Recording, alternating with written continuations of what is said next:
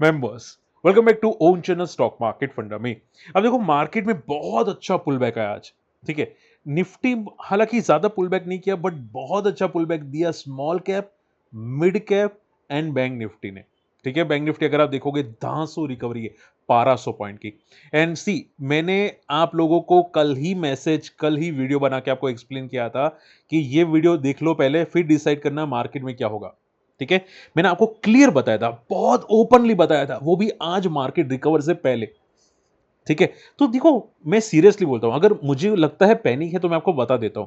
भले मैं थंबनेल कुछ भी लिखता हूं कि भाई मार्केट में क्या क्रैश आएगा वगैरह वगैरह, बट एक बार वीडियो देख लिया करो। ठीक है, मैं क्या बोल रहा हूं, क्या आपको ये सही लगता है? और मैं देखो बकवास बातें नहीं करता। मार्केट में लोग आपको वीडियो बना के बताएंगे जो मिलियन व्यूज आते हैं कि भाई मार्केट क्रैश होगा, फलाना होगा, टीम का होगा, वो बोलेंगे डेफिनेटली। ठीक है, अंदर भी वीडियो में बोलेंगे, और बट मैं आपको ओपनली बता दूं कि भाई मुझे क्या दिख रहा है, क्यों दिख रहा है, वो सब आपको प्रॉपर एक्सप्लेन करता हूं। ठीक है, तो भाई एटलीस्ट सपोर्ट कर देना, लाइक कर देना, और आपकी कोई भी डाउट हो ना, देखो मुझे भाई समझ के कमेंट कर देना। ठीक है, कोई घबराने की जरूरत नहीं है। मार्केट के अंदर बहुत अच्छा मार्केट है, बहुत ही रिलैक्स मार्केट है। ठीक है, चलिए। अच्छा, मुझे स्टिल एक बात बताना कि आपको डर लगा था मेरी बात से पहले, क्योंकि मैंने कल आपको बताया था कि मार्केट पॉजिटिव होगा, लेकिन मार्केट था नेगेटिव। ठीक है, फिर आज पॉजिटिव हो गया, तो मेरी बात से पहले आपको डर लगा था मार्केट में, मुझे कमेंट एक बार एटलीस्ट कर देना, अगर भरोसा है तो कमेंट कर देना। ठीक है, चलिए। अब देखो मार्केट में पुलबैक आज क्यों आए, समझो बात को। सबसे पुलबैक आया, पहला तो आज एक्सपायरी थी। ठीक है, कि भाई निफ्टी में एक्सपायरी थी, शॉर्ट कवरिंग एक्सपेक्टेड था मार्केट के अंदर, प्लस एक्सपायरी की वजह से अगर आप देखोगे बैंक निफ्टी सबसे ज्यादा रिकवर हुआ। अब आरबीआई की जो पॉलिसी थी उसमें माना यह जा रहा है कि सबसे ज्यादा बेनिफिटेड पीएसयू बैंक्स होंगी, इवन प्राइवेट सेक्टर बैंक्स होंगे। ठीक है, इवन अगर आप देखोगे तो जेफरीज और बड़े प्लेयर्स ने क्लियर कट बोला कि मार्केट के अंदर, यानी कि डेट डेट मार्केट के अंदर करीब करीब 50 से 70 बिलियन का इन्फ्लो आ सकता है। जैसे कि हम लोग बोलते हैं ना एमएससीआई इंडेक्स, ठीक है, वैसे डेट मार्केट में भी इंडेक्स है। तो माना जा रहा है कि फॉरेन प्लेयर्स वहां पे डेफिनेटली डाल सकते हैं, और 1% का इंडिया का वेटेज रह सकता है, जिसकी वजह से करीब 50 से 70 बिलियन मार्केट में आ सकते हैं। ये बहुत बड़ा स्टेटमेंट्स है। ठीक है, इसमें पीएसयू बैंक्स में आज उसी की वजह से रिली थी। ठीक है, इवन इवन सभी बैंक्स, ऐसा नहीं पीएसयू बैंक, सभी बैंक्स, आरबीएल बैंक, बंधन बैंक, इक्विटा स्मॉल फाइनेंस बैंक, या बीओबी बैंक, सब ज्यादातर बैंक्स में आपको पॉजिटिविटी दिखाई दे रही थी।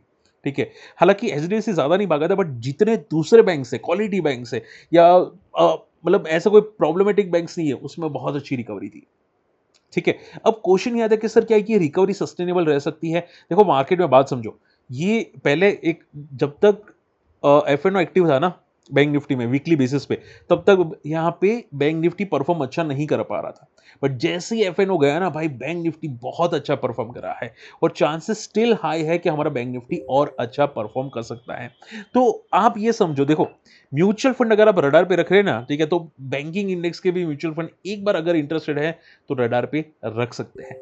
ठीक है, आपको कौन से म्यूचुअल फंड उसमें बैंक निफ्टी में आपको चाहिए, मुझे कमेंट करके बताना, मैं आपको अपडेट कर दूंगा। ठीक है, या तो आप मेरे जो व्हाट्सएप नंबर है, मैंने यहाँ पे एक नंबर छोड़ा है, वो आप जाके नंबर पे भी कांटेक्ट कर सकते हैं, मैं आपको अपडेट कर दूंगा। ठीक है, चलिए। सो शॉर्ट एंड सिंबल में बैंक निफ्टी बहुत अच्छा क्लोजिंग है। अब बैंक निफ्टी का जिस तरह से मोमेंटम आ रहा है, ये पैटर्न ये क्लियर बता रहा है कि ये 57,000 बैंक निफ्टी आने वाले टाइम में टेस्ट कर सकता है।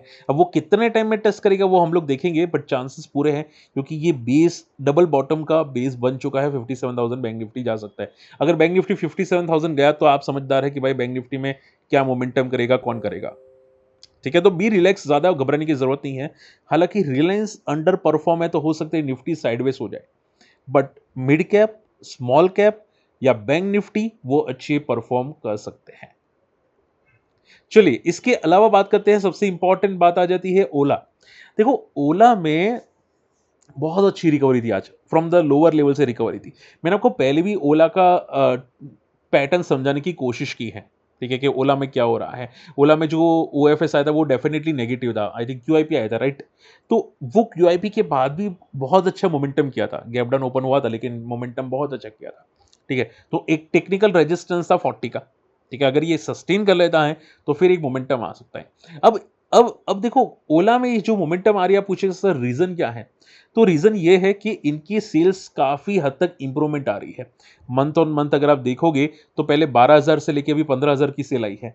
ये लोग अभी अभी भी मतलब क्या बोलते हैं, बैटरीज में काम करते हैं, बैटरीज का एक्सपेंशन कर रहे हैं, जहां पे ग्लोबल मार्केट में ये लोग इंसर्ट कर रहे हैं। ईवी बैटरीज होती है ना, ग्लोबल मार्केट, पर आप सभी लोग जानते हैं कि पेट्रोल डीजल की वजह से क्या प्रॉब्लमेटिक है। ठीक है, तो ग्लोबल मार्केट सबसे ज्यादा बेस्ट हो सकता है। जैसे कि टाटा मोटर्स यहाँ पे जैगवार लैंड रोवर बेच रहा है ब्रिटेन में, यूएस में, तो वो भी काफी अच्छी सेल करे वहां पे, वैसे ही ओला की बैटरी भी अच्छी जा सकती है। ठीक है, तो शॉर्ट एंड सिंपल में सेल्स इंप्रूवमेंट है, बैटरी बहुत अच्छा दमदार है, इसकी वजह से बड़े प्लेयर्स को लग रहा है कि भाई कंपनी में दम आ रहा है। ठीक है, इसकी वजह से बंदा रिकवर कर रहा है। अब देखो एक बात ध्यान से सुनना, जो मैं बोलने वाला हूं ध्यान से सुनना, मैं कोई रिकमेंडेशन नहीं करूंगा, बट एक बात समझना, ओला में यहां पे एक बहुत बड़ा रेजिस्टेंस है 60 का। ठीक है, अगर एक बार टेस्ट होता है, जस्ट मान लो कि कभी भी टेस्ट होता है, तो ये रेजिस्टेंस फेस कर सकता है। ठीक है, आपको सिर्फ ये ध्यान में रखना है कि भाई सर ये बिग जोन में कैसे जाएगा, कब जाएगा, कोई चार्ट में कोई कोई पता चल सकता है? तो मैं आपको बोलूंगा कि जब ओला 100 को क्रॉस करेगा ना, ठीक है, 80 टू 100 का एक बहुत बड़ा रेजिस्टेंस है, आप 100 पकड़ के चलो सेफ्टी के लिए। तो जैसे ही 100 ब्रेक करेगा ना, फिर इसमें जो पैनिक था ना कंपनी में, जो भी पैनिक लोग बोल रहे थे, वो पैनिक खत्म हो जाएगा। तो एक बार 100 भी ध्यान में रखना। अभी नीचे का सपोर्ट रेजिस्टेंस है 60 का, मेन रेजिस्टेंस है 80 का। एक बार 100 टूटता है, माफ कीजिएगा 100 रेजिस्टेंस है, तो एक बार 100 टूटता है, फिर जाके ओला में एक बहुत बड़ी मोमेंटम दिख सकती है। क्लियर? चलिए, ओके, इसके अलावा अब देखो आज ऑटो इंसिलरी कंपनीज बहुत अच्छी भागे, जैसे कि ये सिडेमेक करके भागा था। अब रीजन क्या है समझो बात को, ऐसे नहीं कि ये अकेला भागा, बहुत सारे ऑटो इंसिलरी कंपनी भागी है। अब ध्यान से सुनना जो बोलने वाला हूँ, ये जो ईवी ईवी की जगह अब बोलते हैं ना, अभी जो गाड़ी आ रही है इथेनॉल, 20, 30, 80, 85 तक इथेनॉल आ रही है। अब आप सभी लोग जानते हैं पुरानी गाड़ियाँ कितनी है। ठीक है, अब उसमें चेंजेस तो होंगे नहीं, चेंजेस हो गए तो नए स्पेयर पार्ट्स चाहिए होंगे, और अगर चेंजेस नहीं हो पाते हैं तो नई गाड़ियां लेनी पड़ेगी। ठीक है, तो होगा क्या कि ऑटो कंपोनेंट्स कंपनी के लिए बेनिफिट है, विन विन सिचुएशन है। बात समझ में आ रही है? क्योंकि देखो आप सभी लोग जानते हैं कि गवर्नमेंट बहुत स्ट्रांगली फोकस करी है ईवी पे, और माफ कीजिएगा इथेनॉल पे। अभी क्लियर कट है कि 2027 के अंदर इथेनॉल 85 आ जाएगा ज्यादातर सिटी और स्टेट में। तो ये बहुत अच्छी बात है ऑटो इंसिलरी कंपनी के लिए। पब्लिक के लिए नेगेटिव है, बट ऑटो इंसिलरी कंपनी के लिए पॉजिटिव है, इसकी वजह से भाग रहा है। ठीक है, तो आपको ध्यान में क्या रखने, ऐसी कोई अच्छी कंपनी ऑटो इंसिलरी देखो जो आपको ऐसा लगता है कि भाई फंडामेंटली स्ट्रांग है, ओवर वैल्यूड नहीं है, वो आप अगर रडार पे रखना चाहे रख सकते हैं। ठीक है, बाकी जो ओवर वैल्यूड है उसमें टेम्पररी बहुत सारे लोग स्विंग ट्रेड भी करते हैं। ठीक है, तो ये तो अभी रिसेंटली लिस्टेड है। डेटा पैटर्न्स लाइफ हाई पे जाता हुआ दिखाई दिया, 52 वीक हाई पे 25% भाग चुका है। ये बिग बुल पैटर्न बना रहा है, जिनको नहीं पता है, मैंने आज बीटीएसटी किया था इसे डिस्क्लेमर, मैंने प्रॉफिट बुक किया 2% में, बट बंदे में चार्ट्स में बहुत दम आ रहा है। ठीक है, डेटा पैटर्न्स में बहुत दम आ रहा है।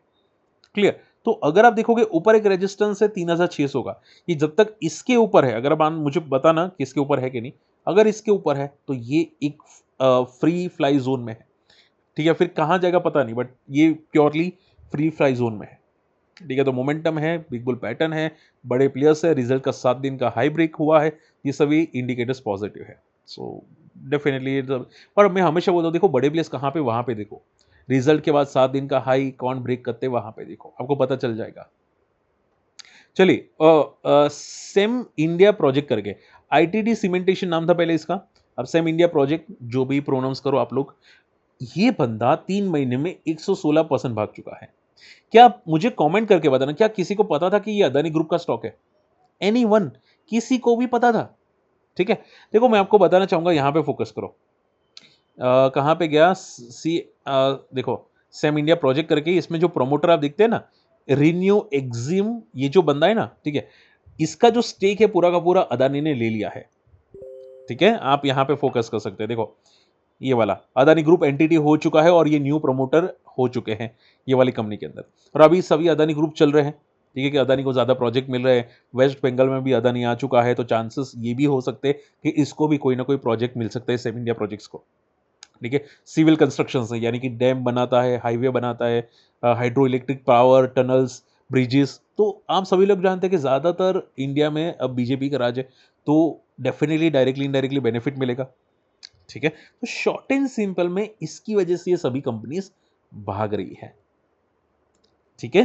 तो शॉर्ट अब आप देखो फंडामेंटल्स हमेशा याद रखो, सोचो टेक्निकल्स क्या आ रहे हैं, फंडामेंटल्स क्या आ रहे हैं, बड़े प्लेयर्स क्यों आ रहे हैं, वो आप रडार पे रखो, ठीक है?